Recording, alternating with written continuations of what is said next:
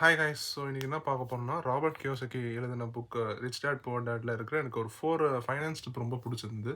So அதை பற்றி தான் நம்ம இன்னைக்கு வந்து பார்க்க போகிறோம். ஸோ அந்த 4 ஃபைனான்ஸ் டிப்பை பற்றி நம்ம ஃபுல் அண்ட் ஃபுல் டீட்டெயிலாக பார்த்துக்கலாம். ஸோ ஃபஸ்ட்டு அவர் என்ன சொல்லியிருக்காரு அப்படின்னு பார்த்தீங்கன்னா, இந்த அமௌண்ட் இருக்குது பார்த்தீங்களா, இந்த அமௌண்ட் வந்துட்டு இட் இஸ் அ ஃபேக் மணி அப்படின்னு சொல்லியிருக்காரு.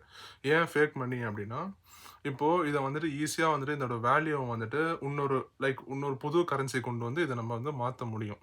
அவரை பொறுத்த வரைக்கும் என்ன சொல்கிறாருன்னா, இது சில்வர் காயினும் இந்த கோல்ட் காயின் தான் உண்மையான கரன்சி அப்படின்ற மாதிரி சொல்கிறாரு. அது அது ஒரு விஷயத்தில் உண்மைதான். ஏன்னா நீங்கள் வந்து பார்த்தீங்கன்னா, கரன்சிஸை வந்துட்டு வேல்யூ கூடும் இறங்கும். பட் ஒரு கோல்டு சரி, ஒரு சில்வர் சரி, எல்லா கண்ட்ரிலும் ஒரே அமௌண்ட் ஆஃப் வேல்யூ தான் இருக்கும். இப்போ ஃபார் எக்ஸாம்பிள் இங்கே வந்துட்டு இப்போ இந்தியாவில் வந்துட்டு ஒரு கோல்ட் கிராமோட ஒரு வேல்யூ வந்துட்டு பார்த்தீங்கன்னா 10,000 இருக்குன்னா, அதே வேல்யூ தான் உங்களுக்கு யூஎஸ்லேயும் இருக்கும். ஸோ அவரை பொறுத்த வரைக்கும் என்னன்னா, இந்த gold and silver is the உண்மையான ஒரு கரன்சி அப்படின்ற மாதிரி, ஒரு உண்மையான ஒரு இன்வெஸ்ட்மெண்ட் அப்படின்ற மாதிரி சொல்றாரு. அதனால தான் வந்து பார்த்தீங்கன்னா, இது ரெண்டுமே வந்துட்டு காட்ஸ் மணி அப்படின்ற மாதிரி சொல்லுவாரு. செகண்ட் அவர் என்ன சொல்றாருன்னா, பணக்காரங்க வந்துட்டு நிறைய லோன் வாங்குவாங்க அப்படின்னு சொல்றாங்க. ஏன் லோன் வாங்குறாங்க அப்படின்னா, அவங்க வந்து அவங்களோட டாக்ஸஸை கம்மியாக கட்டுற மாதிரி. இப்போ ஃபார் எக்ஸாம்பிள் லோன் நிறைய வாங்குனாங்க அப்படின்னா, டாக்ஸ் வந்து கம்மியாக கட்டலாம்.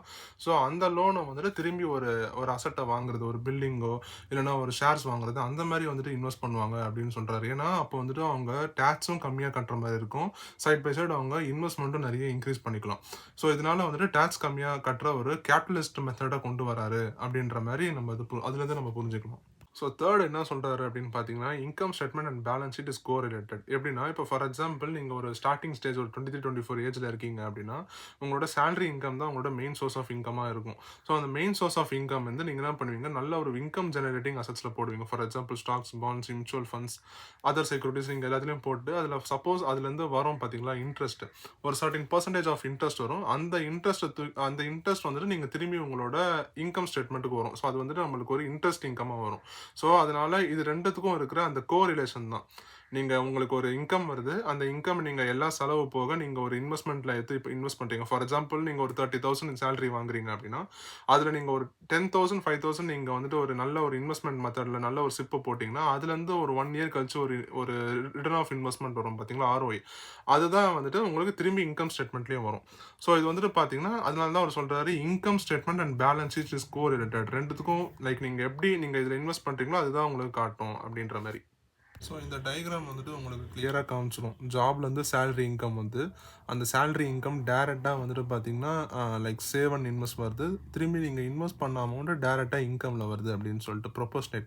First job to salary, salary to invest to அந்த ஃபுட் அந்த எக்ஸ்பென்ஸ், அங்கேருந்து திரும்பி வந்துட்டு பார்த்தீங்கன்னா அது உங்களுக்கு இன்கமில் தான் வருது. ஸோ உங்களுக்கு நிறைய இன்கம் ஜெனரேட்டிங் அசட்ஸை ப்ரொவைட் பண்ணுறது அப்படின்னு சொல்லிட்டு இவர் இந்த டயக்ராம் மூலிமா காமிச்சிருக்காரு. வந்து பார்த்தீங்கன்னா என்ன சொல்கிறாருன்னா, அவர் வந்துட்டு ஒரு ஜாப்பனீஸ்காரர் தான். பட் ஜாப்பனீஸை வந்துட்டு அவர் டோட்டலாக வெறுக்கிறாரு. ஏன்னா ஜாப்பனீஸ் வந்துட்டு ஒரு ஒரு நல்ல ஒரு டிசிப்ளின் அண்ட் இன்டெலிஜென்ட் பீப்புள் தான். பட் அவங்க வந்துட்டு சேவ் மட்டும் தான் பண்ணுவாங்க. தே வில் நாட் இன்வெஸ்ட் அப்படின்ற மாதிரி சொல்கிறாரு. இந்த லாஸ்ட்டாக இந்த 2 பாயிண்ட் நம்ம பார்த்தலாம். அது எனக்கு ரொம்பவே பிடிச்சிருந்தது. Accounting is financial literacy or the ability to read numbers. This is a vital skill if you want to build business or investments. ஒரு ஒரு அக்கௌண்டிங் தெரிஞ்சால் தான் நீங்கள் வந்துட்டு ஒரு பிஸ்னஸை பில்ட் பண்ணவோ இன்வெஸ்ட்மெண்ட் பில்ட் பண்ணவோ சொல்கிறாங்க. But investing is science of money making money. Money வந்துட்டு பணம் செய்யும் அப்படின்னு சொல்லுவாங்க பார்த்தீங்களா, அதுதான் இன்வெஸ்ட்மெண்ட். ஸோ இந்த 2 அக்கௌண்டிங்க்கும் இன்வெஸ்டிங்க்கும் இருக்கிற டிஃப்ரென்ஸ் அவர் 3 to 4 லைன்ஸில் முடிச்சிட்டாரு. ஸோ இதுவும் ஷேர் பண்ணிக்கலான்னு பார்த்தோம். தேங்க்யூ கைஸ் ஃபார் வாட்சிங் த வீடியோ.